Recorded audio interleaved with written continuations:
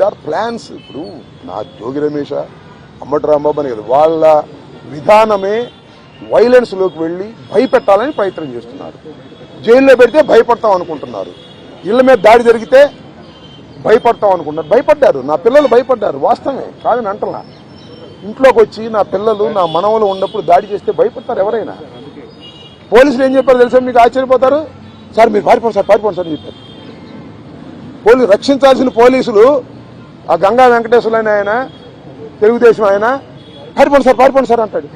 మీరు గోడ దిగి వెళ్తారా అని చెబుతున్నాడు నన్ను. గోడ దిగే వాళ్ళకంటే సావటం బెటరా అని చెప్పా. అది నువ్వే కదా దాడి చేస్తున్నావు అని చెప్పా. ఏంది ఇదంతా? అంతా చాలా వికృతంగా ఆటవిక రాజ్యంగా మీరు చేశారు. వీటన్నిటికీ ప్రజాస్వామ్యంలో అన్నిటికీ సమాధానం వస్తుంది ఒక రోజున. వాడికి తప్పనిసరిగా సమాధానం చెబుతాం. మీరు కేసులు పెట్టి భయపెట్టాలనుకున్నారు, భయపడం, మరింత ధైర్యంగా ముందుకు సాగుతామని కూడా ఈ సందర్భంగా మరోసారి